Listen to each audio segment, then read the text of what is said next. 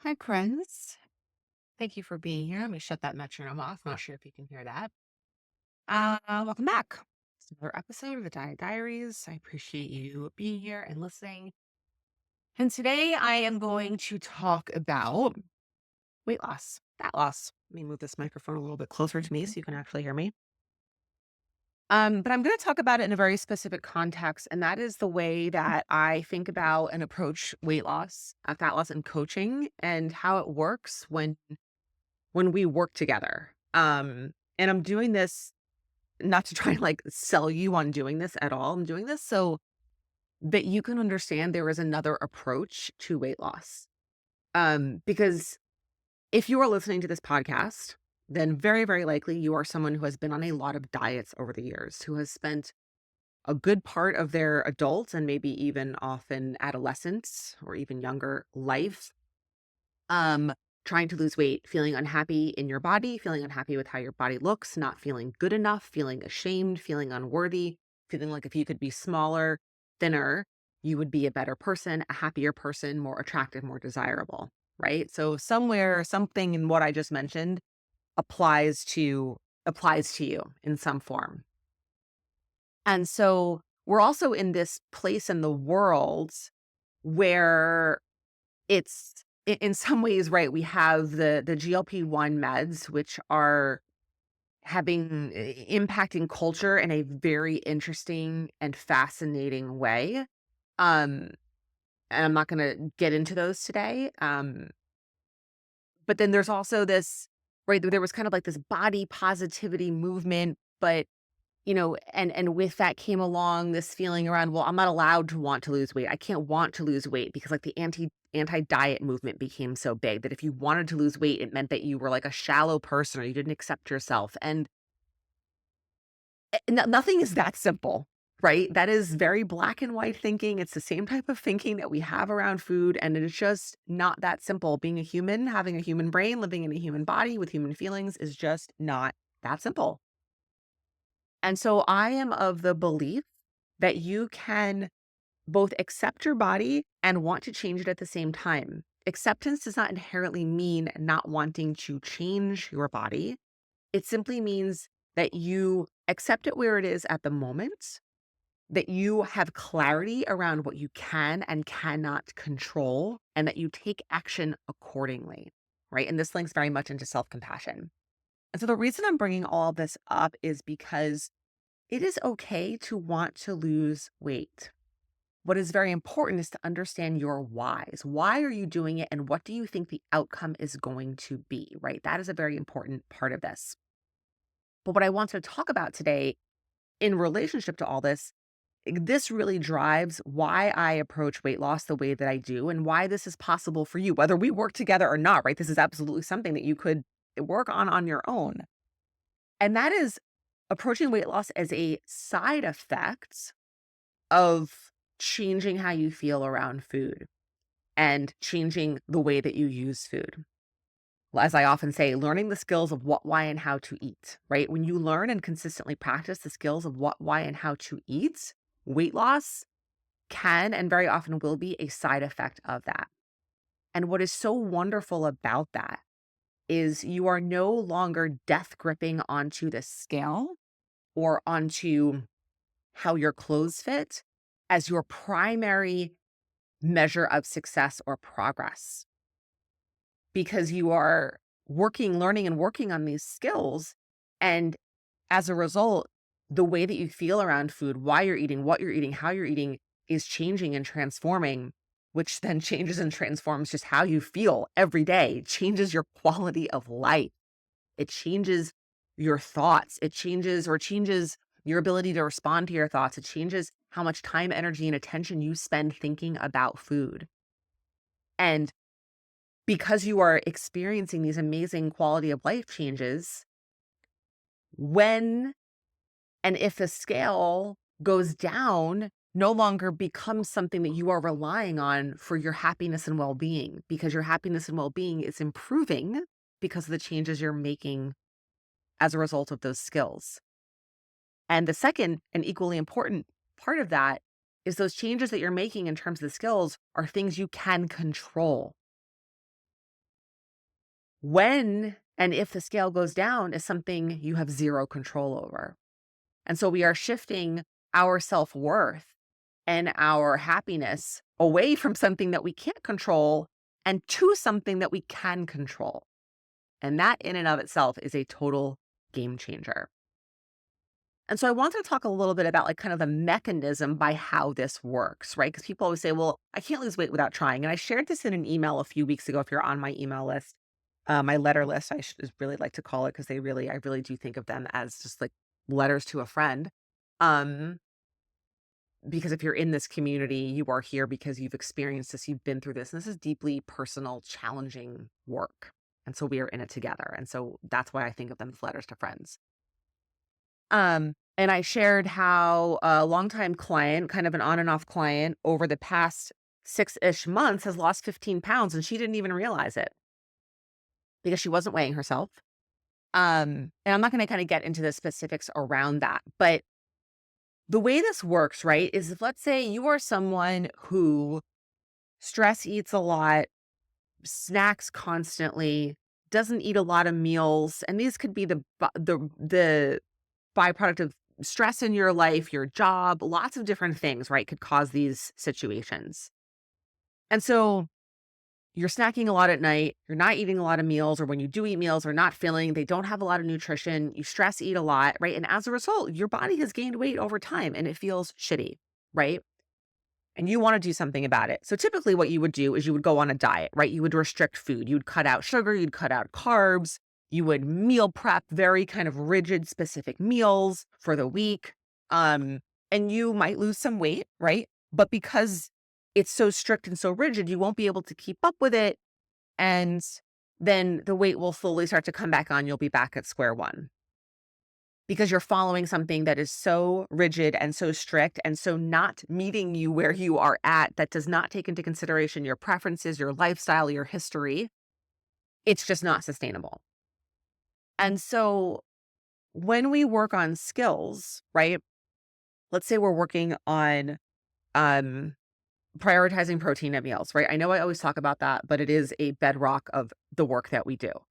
When you prioritize protein at meals, a couple things happen. One, excuse me, your meals are more filling and more satisfying. So you are less likely to be looking for snacks. It also helps reduce cravings, right? So if you were eating a more filling meal with more protein, which at that meal helps you eat less of the more calorie dense foods, which then impacts the protein then impacts your snacking. So you're less likely to snack between meals. And it also impacts cravings throughout the course of the day. So again, you are less likely to snack. What happens is you start to intake less food over time. It is a much slower process than following a 1,400 calorie a day diet. But what happens is increasing the protein then decreases the amount of food you're eating for other reasons and in other situations that was really excess that you didn't need to be eating or want to be eating. And that over time will create fat loss, right? Fat loss happens through a caloric deficit. Science, laws of thermodynamics, that's how it works. There are many ways to get into a caloric deficit. A diet is one of them. Changing the reasons, changing what, why, and how you eat is another one. So going back to what I was saying a few minutes ago around what you can and can't control, you can absolutely control and have choice and autonomy over how much protein you eat at a meal, what you choose to put on your plate. And as such, you start to just feel better around food, right? Because you have a meal and you're full afterwards. And that in and of itself is like, holy fucking shit. I am full after a meal. I'm not immediately or an hour or two later thinking about food again. This is amazing. Joey. Sorry, Joey's up here and she's sniffing things. That's amazing. My brain is now freed up to pay attention to work or my kids or anything else aside from thinking about food all the time. Game changer. And then I'm full, so I'm not looking for snacks 2 hours later. I'm not going into the pantry and grabbing a bag of chips or some candy or walking through the kitchen and picking up a cookie. Oh my God, amazing. That feels so good. I feel so good that I'm not eating the stuff that I don't really want to be eating, that I'm not even enjoying just because it's here. And mentally, I feel better because I know that I'm actually taking care of myself. So these skills are helping you transform and feel so much better in your body and in your mind. And then the side effect of that is loss. I mean, that's a win-win if I have ever heard it. And that is how this process works. And what's so cool about it, right, is because I work with women who want to and maybe in some cases need to lose fat. And I work with women who don't want to and don't need to, but we work on the same skills. The outcomes are different based on you, your unique lifestyle, preferences, history, metabolic makeup, genetics. There's so many factors that impact that, but the skills are the same. And what's so cool about that is there's not one path to improve your relationship with food and another path to lose weight. Guess what? They are the same path. They can be the same path because they are the same skills. And anyone who tells you that you have to choose is selling you something, is has black and white thinking, is way too binary, and is oversimplifying the way that this works and what it means to be a human being. And I believe in the long run is doing you a disservice. You do not have to choose between those things. They are the same skill set. And again, this is so important. Now, let me maybe get a little more nuance in this. If you are someone who wants to lose 10 pounds versus someone who wants or needs to lose 30, 40, 50 plus pounds, that is different, right? Someone who wants to lose 10 pounds because you don't like how it looks or your clothes aren't fitting, your body is going to be much less likely to want to lose that weight. Whereas someone who is carrying additional excess body fat, their body is going to be much more likely to respond and want to lose the weight. So the less weight that you have to lose, the harder fat loss becomes, right? That is just a scientific fact. But what happens when we get into those spaces is this is where, and not only where, this happens throughout the process, but this is where values really come into play, right? Because at that point, in order to lose fat, in order to lose 5, 10 pounds in some cases, and this is, there's so much context around this. So this is not me blanket saying that one person trying to lose 10 pounds is the same as another. It's not the same. But I'm going to say a relatively small amount of weight for your body size and your body composition, right? So there's a lot of subjectivity here. But when it gets to be smaller and smaller percentages, basically, because you're really close to where your body likes to be, your body's going to hold on to it. It doesn't want to lose it. So it comes to a point where in order to lose that weight, the way that your body functions might require you to do things that don't actually feel good, that are not in alignment with your values. Um, and this is where that work comes into play. So you can get clear and say, you know what, like losing this extra weight is not going to change my life in the way that I think that it is. My relationship with food has improved so much because of the skills that I've learned, and I feel really good.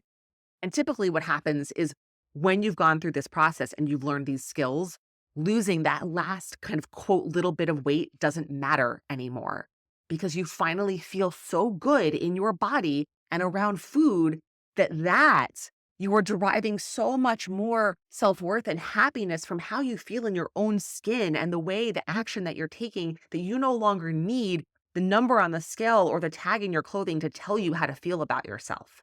This is what happens. This is why I'm saying it's the same skills.